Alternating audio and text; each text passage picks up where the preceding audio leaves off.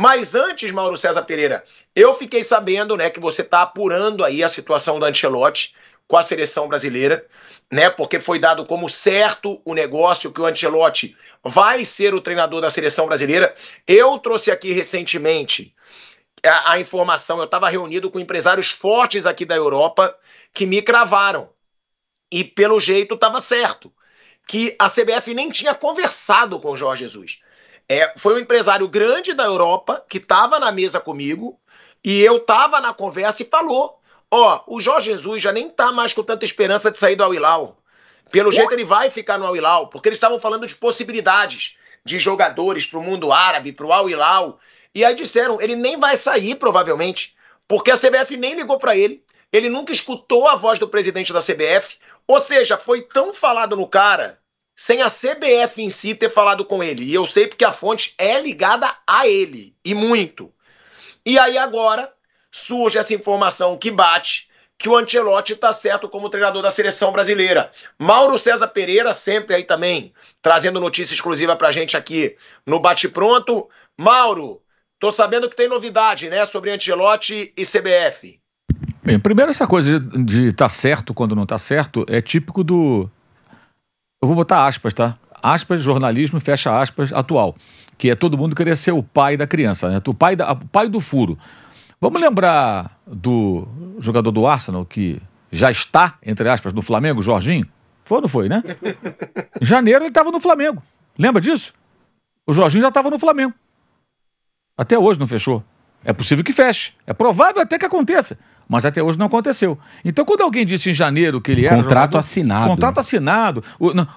Mas tem uma outra que é boa também que eles usam, que é assim, os documentos já estão sendo trocados, né, e o contrato redigido. Que, aliás, é uma bobagem falar isso, porque isso é um trâmite. Virou o quê? Tempo real de contratação. Né? Vira tempo real, o cara fica dando os detalhes. O motoboy saiu com um documento, agora não tem mais o motoboy saindo com o documento, não, já foi enviado o e-mail com um anexo, né? Ou o WhatsApp anexando o documento para um número cujo DDD é tal. Dane-se, isso não interessa, o que importa para o torcedor é a concretização do negócio. E não chegou nesse estágio, como a gente vinha falando aqui desde a época, a Raí tinha informação também com relação a isso. É só para ilustrar. Qual a situação? Há uma conversa. E hoje eu apurei com uma pessoa que participa ali de alguma forma, né, das conversas, qual a situação? O Ancelotti e a CBF têm 2 pontos avançados: duração de contrato e remuneração. Isso eles estão chegando a um acordo. Estão próximos de um acordo. Mas tem alguns obstáculos. Um é o óbvio. Ele não rescindiu o contrato com o Real Madrid. Tem que amarrar essa rescisão contratual com o Real Madrid. Não é assim, o Real Madrid vou embora, tchau. Né? Tem um contrato em vigor. Como também, se o Real Madrid quiser mandar embora, tem que conversar com ele, certamente tem que pagar uma multa. As coisas não são assim tão simples. Então, esse é um ponto óbvio que tem que ser resolvido, ainda não foi solucionado. E tem outros 2. Um, de origem familiar. Quando ele treinava o Everton, ele morava em Liverpool, evidentemente, que é onde fica o Everton, né? E a casa dele foi assaltada. A mulher dele ficou traumatizada com a situação do assalto da casa e ela reluta em se mudar. Né? Em se mudar, não para o Brasil, se mudar, morar, tanto que foi na Inglaterra que isso aconteceu. E aí ele tem que convencê-la a isso, porque a CBF quer o técnico morando no Rio de Janeiro, onde está a sua sede. Não precisaria, né? Eu acho uma bobagem. Porque o time tá lá, pô. Eu acho uma bobagem. Até vou ilustrar rapidamente. Lionel Scaloni tem residência em La Coruña. A maior parte da sua carreira, foi campeão, inclusive, né? Na Espanha, como jogador, foi nessa cidade espanhola, os filhos nasceram lá. Ele tem residência em La Coruña. Ele não mora em Buenos Aires. Ele não mora na Argentina. Ele tem casa na Argentina, mas ele... Klinsmann, lembra também?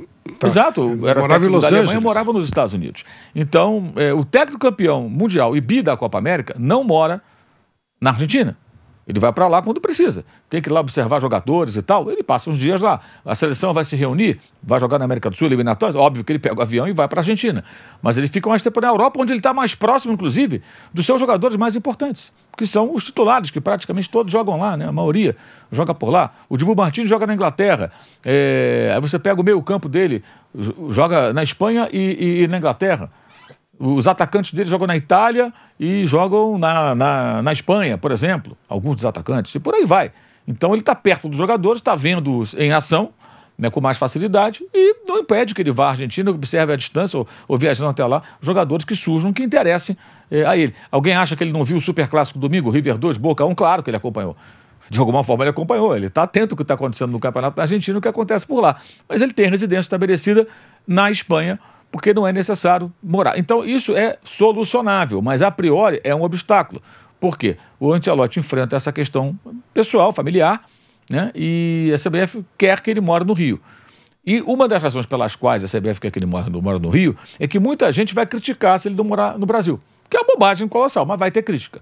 E aí vem o segundo ponto, aliás, o terceiro ponto que ainda precisa ser equacionado, que aí eu acho mais delicado esse. O Ancelotti está com um certo, vamos assim dizer, receio por conta do noticiário negativo da CBF que tem ocupado espaço na mídia nas últimas semanas, especialmente. Então isso gera um receio que é natural. Pensa, cara, o que será isso aí, né? Onde que eu estou me metendo? Então tem isso também. Até a pessoa que passou a informação me disse, a tendência é que ele deixe a poeira baixar, se a poeira baixar, né? Ou seja, se a coisa acalmar, porque foram várias situações em que a CBF foi muito criticada, isso tem repercussão internacional, e claro que é natural que ele fique um pezinho atrás. Mas ainda não houve uma conclusão, há uma negociação em andamento e é uma corrida contra o tempo. Mas muita gente começa a dizer, domingo tinha um cara na Argentina, lá, um jornalista, dizendo que já estava fechado. Aí deu o nome de um empresário. O empresário que está negociando não é o que ele citou, é um outro. Então, tem até alguns erros básicos que acontecem, mas virou isso, né? As pessoas, todo mundo quer ser o pai do furo. Então fica essa loucura de dar informação primeiro. Há uma negociação em andamento, pode ser que aconteça. Acho até que parece mais provável, acho que esses pontos vão ser, em algum momento, eliminados, né? Mas ainda não há uma definição. O martelo não foi batido, né? Não foi batido. E não tem que ter pressa nenhuma a gente de dar informação, acho eu. Tem que ter pressa a CBF de resolver. Porque dia 4 de junho, hoje é dia 29 de abril. Então, domingo é 4 de maio. No domingo vai faltar um mês exatamente para Equador e Brasil. Equador, que está à frente do Brasil na classificação na Copa, nas eliminatórias, e perdeu pontos por escalação irregular de jogador. Tem uma campanha melhor que o Brasil. Então, é um adversário que tem que ser respeitado, né? O Brasil tem que estar pronto para ver se enfrentar o Equador. Né? Ainda mais depois dessa patada que tomou lá em Buenos Aires. E depois tem o Paraguai, que não perde acho que há 8 jogos, com o técnico argentino Gustavo Alfaro. Esse jogo é no Brasil. Esse jogo é dia 9. Então, dia 4 e dia 9. Tem 2 jogos já no começo de junho. Então, falta pouco mais de um mês. E esse técnico tem que começar a pensar em quem vai convocar e tudo mais. E aí, dia 25 de maio, termina o Campeonato Espanhol. Então, se o Ancelotti rescindiu o contrato ao final da última rodada, né, do Campeonato Espanhol, que ele ainda tem chance de ser campeão, né?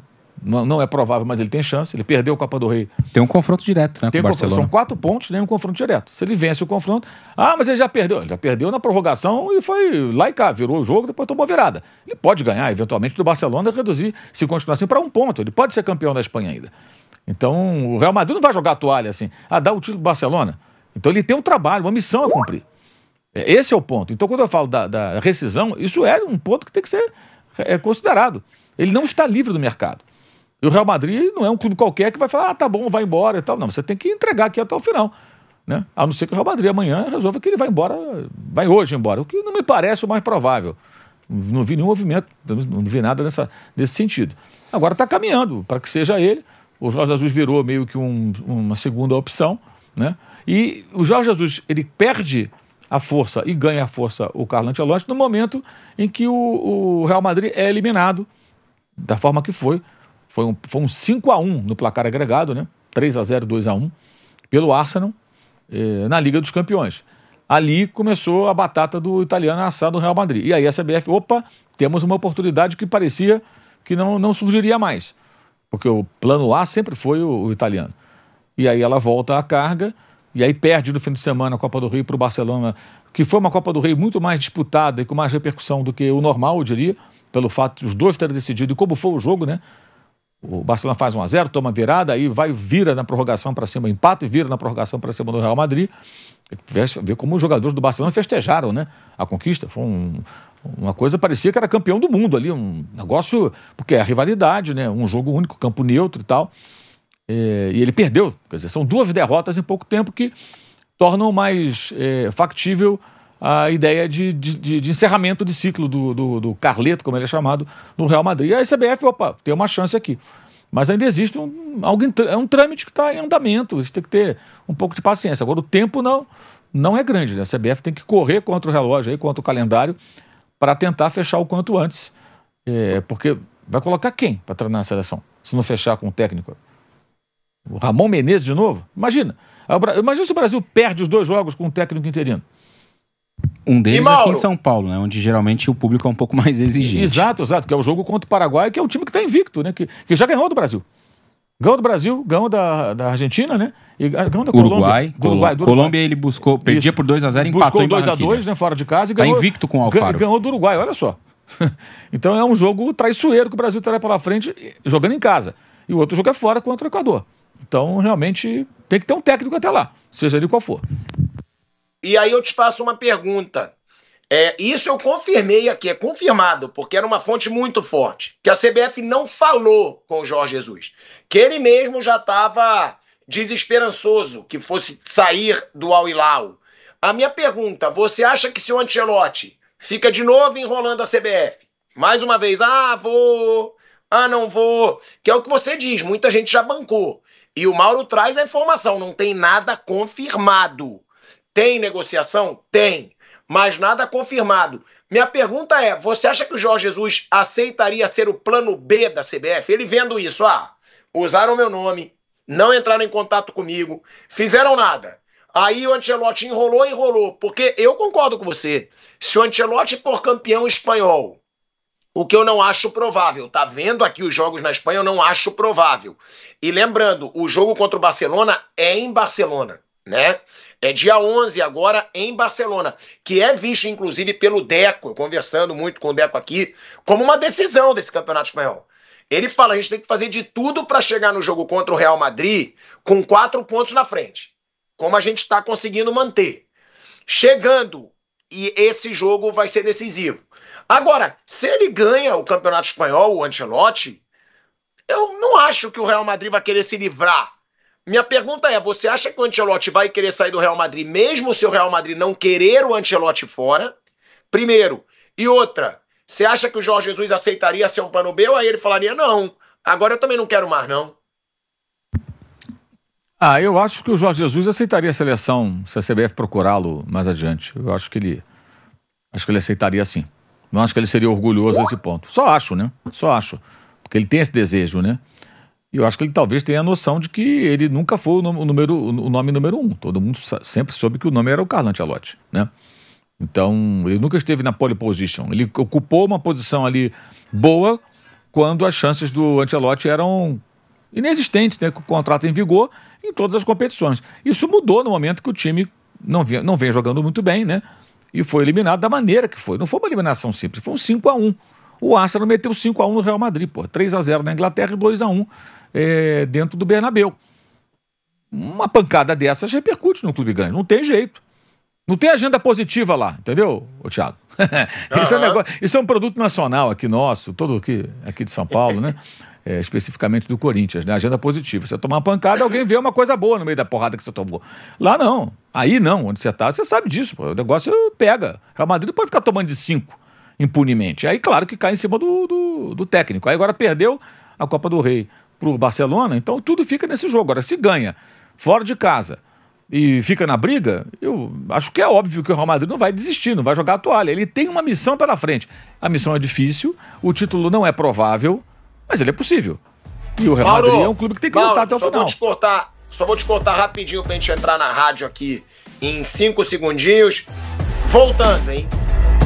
De volta à Rádio Jovem Pan, agora na rádio e no YouTube. Mauro, pode concluir, né, que você está falando sobre essa situação do Ancelotti e só complementando, que você falou que não tem nada perdido no espanhol e você vai complementar esse pensamento. E outra coisa, se ele ganha o espanhol, o Ancelotti, e o Real Madrid quer continuar com ele, você acha que ele vai falar, não, Real, eu vou para a seleção brasileira? Aí tem que ver como é que é o contrato. Acho difícil, né? Acho difícil, porque hoje você pensar que ele tem essa questão da mulher dele, né? Com receio de se mudar e tal, e paralelamente, né? O noticiário negativo da CBF, né? Que causou um certo receio. Se o Real Madrid amanhã ganha um campeonato e fala queremos que você continue, ele tem um contrato em vigor. Eu acho que ficaria... Até 2026, né? Exato, ele tem que rescindir esse contrato. Eu acho que é difícil ele sair assim. Esse contrato deve ter uma proteção para o clube, uma multa. Enfim, acho complicado. Para a CBF, o ideal é que o Real Madrid já perca jogos aí, perca um campeonato e a saída dele fique assim, mais madura, digamos assim, né? A grande questão é essa, né? O tempo é curto.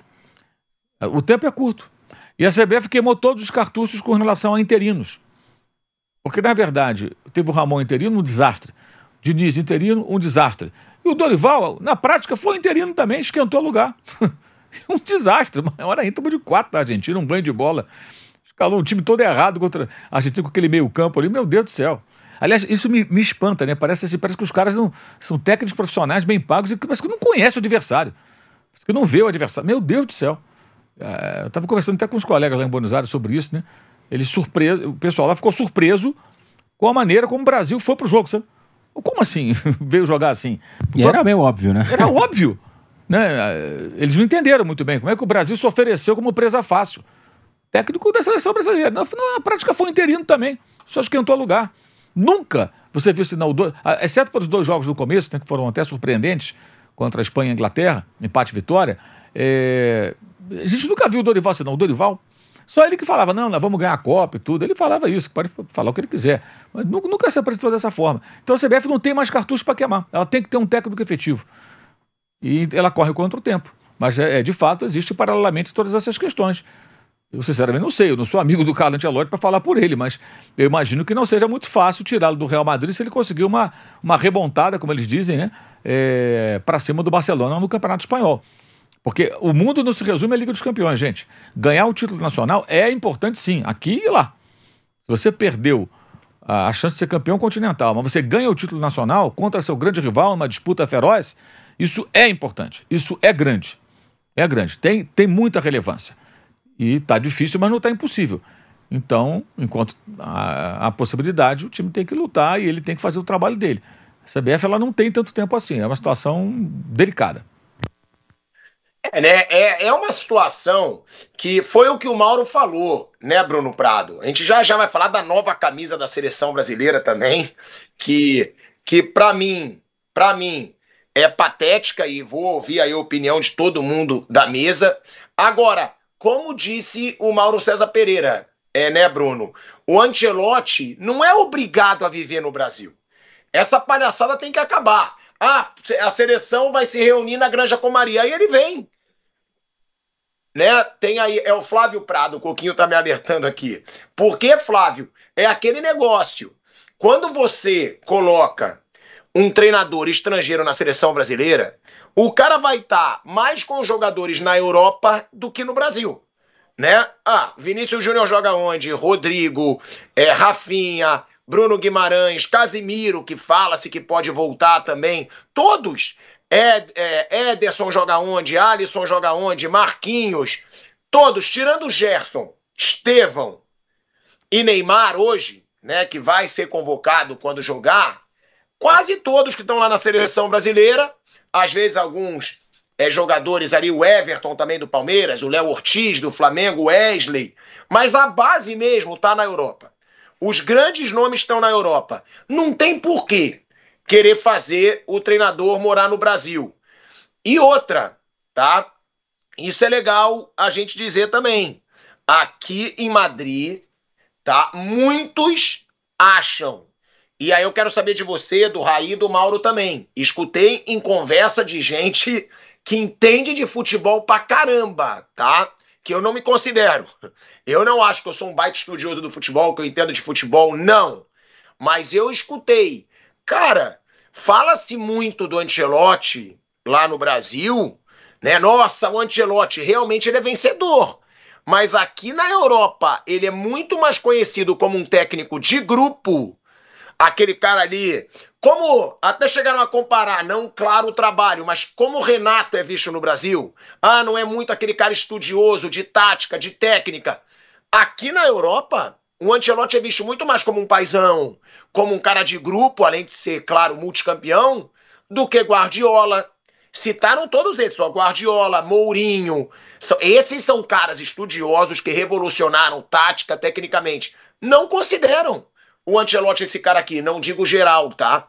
Pessoas grandes do futebol, inclusive ex-jogador grande, falando isso aqui. Ele não é também esse cara que eu acho que vai revolucionar a seleção brasileira. Vocês concordam com isso ou não? Bom, primeiro, normal você se enganar, porque quando eu tinjo o cabelo, as pessoas me confundem com o Bruno. É absolutamente normal. Segundo, com relação ao Ancelotti, realmente ele não é um estrategista. Ele é um cara que comanda bem a seleção. Isso também não quer dizer que não possa significar uma conquista. O Filipão tem o mesmo perfil. O Filipão é mais um paizão do que propriamente um estrategista. O Brasil ganhou a Copa com o Vicente Fiola, que também não era um estrategista. Era um cara de grupo. E não é só aqui no Brasil, né? O próprio Vicente Del Bosque não era uma coisa assim, em termos de estratégia. Então é natural, é normal que você tenha esse tipo de treinador, não tem nenhum problema. Com relação a morar na Europa, acho que o treinador da seleção brasileira deveria morar na Europa. 90% das seleções, dentro de uma racionalidade, 90% da seleção brasileira vai jogar na Europa. E você citou aí o Estevão, e o Mauro lembrava aqui, daqui a pouco o Estevão vai morar na Europa também. Então, não tem muito o que observar aqui. É outra situação, é outra coisa. Então, eu não vejo nenhum tipo de incompatibilidade. A não ser que o presidente da CBF queira desfilar com o Ancelotti, né? Sabe aquela coisa de o meu troféu? Ó, tá aqui o cara e tal. Só se for pra isso que ele quer, porque não tem o menor sentido. O cara tá tendo um super clássico lá em Sevilha e ele tá aqui vendo, sei lá, Vasco e Cruzeiro, por exemplo. Não tem o menor sentido, né? Os jogadores estão lá, não estão aqui. Então, é muito... Esse problema eu acho que não tem nem nada a ver. E um cara que faça um bom trabalho de grupo pode sim ajudar bastante a seleção brasileira. Né? É uma situação que o Ancelotti, ele tá próximo de um acerto com a seleção brasileira. E uma pergunta que eu faço para você, Raí, e para o Mauro. Essa análise que eu escutei aqui, e aí, sendo sincero, gente que entende muito de futebol, que, estão achando que ele vai revolucionar a seleção brasileira. Não é o caso. Não é o caso. E aí, eu mesmo fiz uma pergunta na resenha. Eu falei, vem cá, eu muitas vezes viro chacota, e eu não sou um baita entendedor de futebol, nunca falei isso aqui, nem faço questão de ser conhecido assim, mas porque eu já falei, eu acho que o Jorge Jesus tem mais a ver com o estilo da seleção brasileira. Eu tô muito errado, que aí falam, tu tá de sacanagem querer comparar Jorge Jesus com o Ancelotti. Eu não tô comparando carreira. O Ancelotti é muito mais treinador que o Jorge Jesus. O Ancelotti é muito maior que o Jorge Jesus, mas eu acho, até hoje eu acho, que ele tem mais a ver. E falaram comigo, exatamente assim, tô falando sério. Falaram assim, não é só que ele tem mais a ver, não. Ele é melhor treinador, taticamente falando, do que o Ancelotti. Mas o Ancelotti ganhou mais, o Ancelotti teve mais chances em clubes grandões do que ele. Foi falado isso nessa resenha. E eu tô na Europa, gente. Com gente que fala do futebol europeu. Poderiam muito bem puxar a sardinha pro Ancelotti. E não foi o que aconteceu. Vocês concordam com isso? Que o Ancelotti pode não ser esse cara revolucionário que muita gente está achando que ele vai ser na seleção? Eu concordo. Eu também acho que para esse momento o Jorge Jesus talvez seria um nome melhor para um trabalho de emergência, para um trabalho onde você vai precisar mexer com os caras ali em poucas oportunidades. O Brasil tem 4 jogos até o fim do ano, 2 datas FIFAs com 2 rodadas duplas, então 4 jogos. E no ano que vem tem mais 2 datas FIFAs previstas antes da Copa do Mundo. Então, o Brasil deve fazer até o Mundial 6 jogos, 7 jogos no máximo. Vai ser o tempo de preparação que o treinador vai ter daqui até lá. E eu acho que nesse cenário, né, que é um cenário bastante desafiador, o Jorge Jesus poderia se dar bem. Eu acho que pelo que ele demonstrou aí nos últimos anos, não só no trabalho dele no Flamengo, mas no trabalho dele na Arábia Saudita também. Ele poderia fazer um trabalho bem interessante na seleção brasileira. Ao longo da carreira do Ancelotti, uma carreira muito vitoriosa e com muito conteúdo também diverso nos times, né? O time do Milan dele jogava de um jeito, o Chelsea, que na época bateu o recorde de gols em uma mesma edição de Premier League e foi campeão com ele em seu primeiro ano no campeonato inglês, jogava de outra forma. O Real Madrid nesse período todo tem também versões muito diferentes, mas de fato ele nunca foi um técnico marcado por trabalhos de revolução não é muito uma palavra que eu gosto de usar, mas por um trabalho que taticamente mudou demais os times, ou que tem uma marca, uma assinatura muito grande, né? Para comparar, quando você olha para os times do Guardiola, você bate o olho ali, se estiver jogando com outra camisa, você fala, esse aqui é um time do Guardiola. Tem as características marcantes do jogo do Guardiola. O do Carlo Ancelotti não é bem assim. E eu acho que isso é, até certo ponto, até uma questão positiva, assim. Ele é um técnico que se adapta bem ao ambiente, ao cenário, né? Ele consegue potencializar os jogadores que ele tem. Ele consegue fazer ajustes de posicionamento que potencializam os jogadores. Vinícius Júnior, eu acho que é o melhor exemplo nesse sentido, né? Muita gente vê o Vinícius como um ponta, o jogador que vai jogar bem aberto ali pelo lado. No Real Madrid, o Vinícius virou um atacante. Muitas vezes jogando como o cara mais avançado do time, em jogos específicos, né? A própria temporada passada, eu acho que ele trabalhou muito bem com o elenco curto que ele tinha e tem de novo nessa temporada, para encontrar soluções e fazer o time ganhar o Campeonato Espanhol e a Champions. Mas do ponto de vista, assim, de identidade de um jogo que caracterize o Carlo Ancelotti, eu de fato também não acho que exista isso. E como disse, repito, isso é um fator positivo. Um técnico que se adapta ao cenário é um fator positivo. Mas eu tô contigo nessa, sim. Acho que o Jorge Jesus, para um trabalho emergencial, um choque, poderia ser mais interessante, né, Mauro? Não, sem dúvida, eu concordo. Eu acho que, assim, são técnicos de perfis diferentes. E aí tem uma outra questão. Um técnico mais de composição, né? Um nome pesado, mas é um técnico que... Tanto que os jogadores do Real Madrid, entre outros, estão fazendo lobby pelo Ancelotti na CBF, na seleção. Eles querem o Ancelotti na seleção, porque tem um ótimo relacionamento. Ou um técnico mais exigente, né? E com um perfil, digamos assim, de trabalho mais tático, mais estratégico, enfim. Eu acho que a seleção brasileira precisa de alguém que tenha muita autoridade e força, porque falta uma liderança, de fato. Essa liderança talvez tenha que ser o treinador, né? Mas a escolha da CBF já tá feita. Eu acho que ela não é uma escolha técnica. A CBF quer um nome, antes de qualquer outra coisa. Ela quer um Até nome. porque eles não fazem a menor ideia de como joga o time do Ancelotti. Eu acho que eles querem um nome. Não estou aqui dizendo que o Ancelotti não é uma boa escolha. Imagina o Edinaldo discutindo o sistema tático do Ancelotti. Por que você não jogou com 4 no meio? Mas que é o nome, eles querem um nome. E assim, eu acho até que é saudável pensar no Ancelotti, sempre disse isso. Porque você está pensando grande, está pensando num técnico importante, né? Mas que absurdo, absurdo nada. Porque, gente, o técnico, ele é contratado pela CBF, mas ele vai treinar a seleção brasileira. E a seleção brasileira, apesar do 7-1, de várias pataquadas aí, ela ainda é vista com respeito pelo histórico, pelos títulos, né, que já conquistou no exterior. Então, quando se fala da seleção brasileira, o pessoal respeita, né? Essa é a grande questão. Então, o que poderia seduzi-lo é treinar a seleção do Brasil e numa Copa do Mundo, com chance de repente de ganhar. Isso, para o técnico que já ganhou tudo como treinador de clube, seria um desafio muito, muito excitante, muito tentador.